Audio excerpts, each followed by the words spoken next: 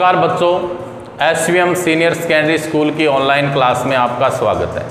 सामाजिक विज्ञान कक्षा 8 अध्याय 2 व्यापार से साम्राज्य तक कंपनी की सत्ता स्थापित होती है।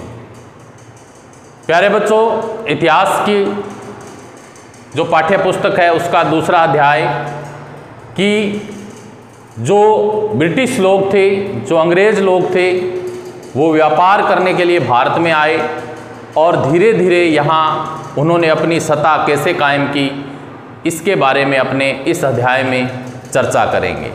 यानी वो व्यापार के उद्देश्य से आते हैं और यहाँ पे धीरे धीरे अपने व्यापारिक जो स्थान हैं, जो कंपनियाँ हैं, उनको स्थापित करते हैं और धीरे धीरे पूरे भारत को किस प्रकार नियंत्रण में लेते हैं, इस अध्याय में अपने चर्चा करेंगे। तो पहले हम अध्याय से संबंधित सामान्य जो परिचय है उसके बारे में पढ़ते हैं कि मुगल बादशाहों में औरंगजेब, उस समय भारत में मुगल बादशाह कौन था? औरंगजेब था।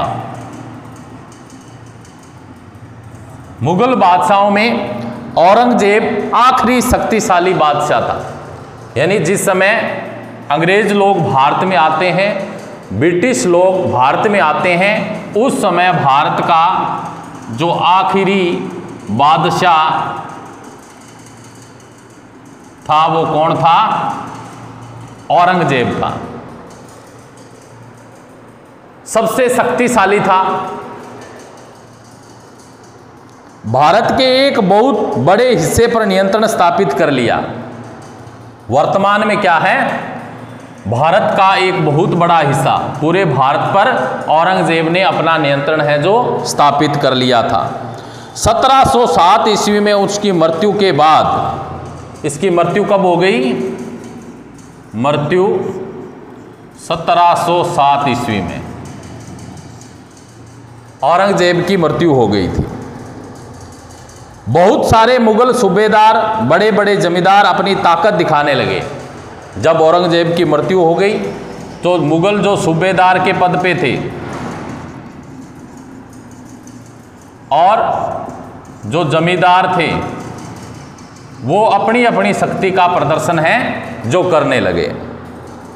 जैसे जैसे विभिन्न भागों में ताकतवर क्षेत्रीय रियासतें सामने आने लगी, दिल्ली अधिक दिनों तक प्रभावी केंद्र के रूप में नहीं रह सकी।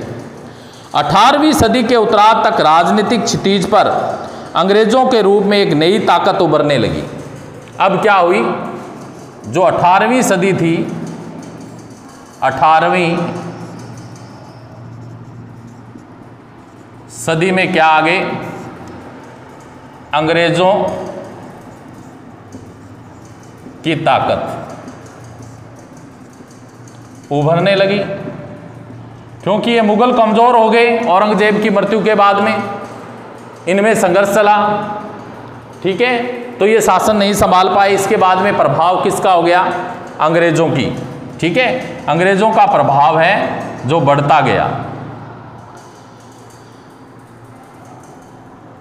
अंग्रेज पहले पहले एक छोटी सी व्यापारी कंपनी के रूप में भारत आए थे, ठीक है, एक छोटी व्यापारिक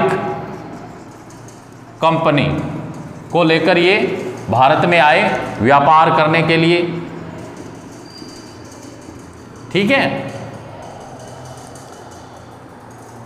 और यहाँ के इलाकों पर कब्जे में उनकी ज़्यादा दिलचस्पी नहीं थी। पहले ये नहीं थे कि हम इस क्षेत्र पे क्या अपना आधिपत्य कर ले, अपने अधिकार में ले लें, ये दिलचस्पी नहीं थी। अंग्रेज़ों का मकसद क्या था? व्यापार करना।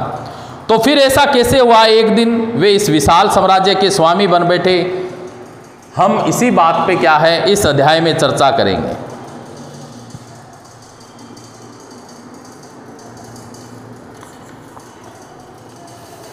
पूर्व में ईस्ट इंडिया कंपनी का आना,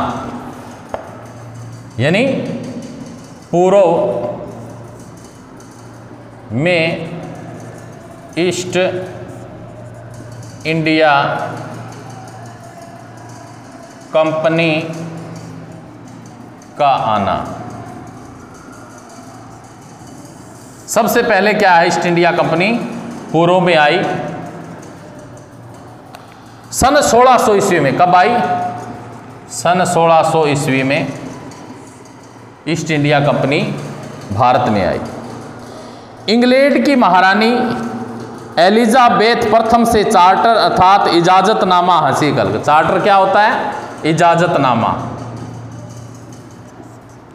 इजाजतनामा।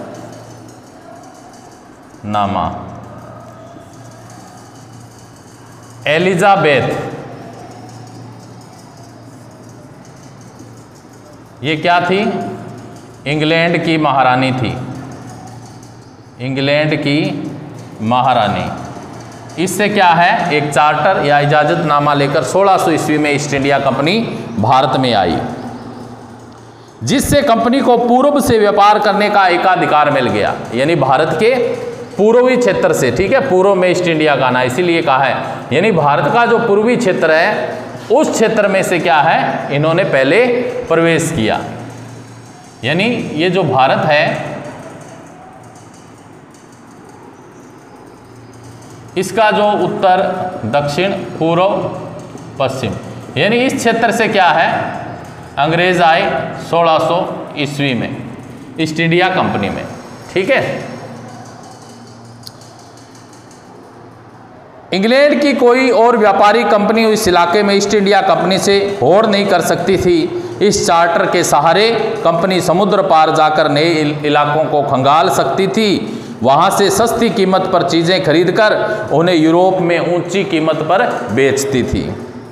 कंपनी को दूसरी अंग्रेज व्यापारी कंपनियों से प्रतिस्पर्धा का कोई भय नहीं था। उस जमाने में वाणिज्य कर कंपनियां मोटे तौर पर प्रतिस्पर्धा का अर्थ होता है होड़ से बचकर ही मुनाफा कमा सकती थी।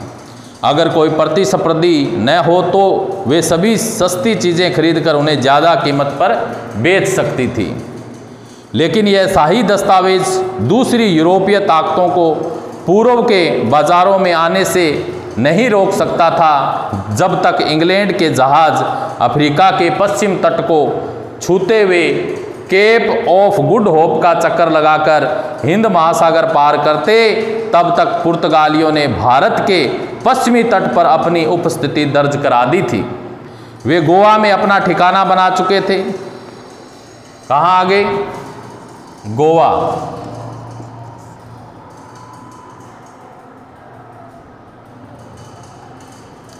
पुर्तगाल के खोजी यात्री वास्को दा गामा ने 1498 में पहली बार भारत तक पहुंचने के समुद्री मार्ग का पता लगाया था। वास्को दा गामा, वास्को दा गामा ये कब आया? 1498 में। इसने समुद्री मार्ग की खोज कर ली थी। ये भी व्यापार करने के लिए आया था। ठीक है।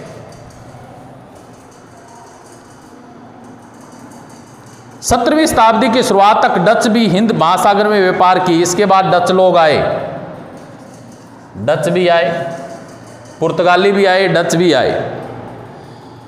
कुछ ही समय बाद फ्रांसीसी आए। फ्रांसीसी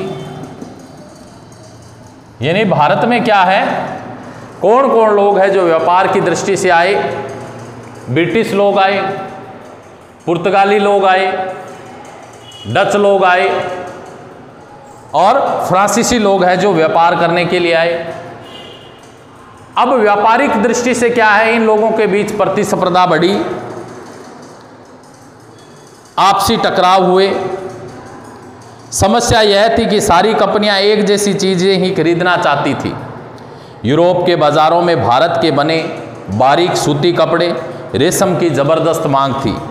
इसके अलावा काली मिर्च, लौंग, इलायची, दालचीनी, जो दालचीनी थी उसकी भी क्या थी, जबरदस्त मांग थी। यूरोपीय कंपनियों के बीच इस बढ़ती प्रतिस्पर्धा से भारतीय बाजारों में इन चीज़ों की कीमतें बढ़ने लगी और उनसे मिलने वाला मुनाफा था वो गिरने लगा। अब इन व्यापारिक कंपनियों के फलने फूलने का यही एक रास्ता था कि वे अपनी प्रतिस्पर्धी कंपनियों को ख़त्म कर दें। लिहाजा बाजारों पर कब्जे की होड़ ने व्यापारिक कंपनियां के बीच लड़ाइयाँ शुरू हो गई। 17वीं और 18वीं सदी में जब भी मौका मिलता, कोई सी एक कंपनी किसी दूसरी कंपनी के जहाज़ डुबा देती, रास्ते में रुकावटें खड़ी कर देती और माल से लदे जहाज़ों को आगे बढ़ने से रोक देती। यह व्यापार हथियारों की मदद से चल रहा था और व्यापारिक चौकियों को किलेबंदी के जरिए सुरक्षित रखा जाता था। अपनी बस्तियों को किलेबंदी के जरिए सुरक्षित रखा जाता था। अपनी बस्तियों को किलेबंद करने, व्यापार में मुनाफे कमाने की इन कोशिशों के कारण स्थानीय शासकों से भी टकराव होने लगे। इस प्रकार व्यापार और राजनीति को एक दूसरे से अलग रखना कंपनी के लिए मुश्किल होता जा रहा था। तो आज हमने कि अंग्रेज़ों ने किस प्रकार भारत के अंदर अपनी व्यापारिक कंपनी थी उसको लेकर आए, किस प्रकार उन्होंने व्यापार शुरू किया, व्यापारिक कंपनी कब आई, कौन कौन से जो यूरोपीय देश थे, वहाँ के जो लोग थे, पुर्तगाली थे, डच थे, फ्रांसीसी थे, वो भारत में आए, किस प्रकार उनमें प्रतिस्पर्धा हुई, ठीक है, किन किन वस्तुओं की डिमांड थी। इन सब बातों के बारे में आज हमने समझा। इसके बाद में नेक्स्ट कल करेंगे। आज के लिए इतना ही। थैंक्स।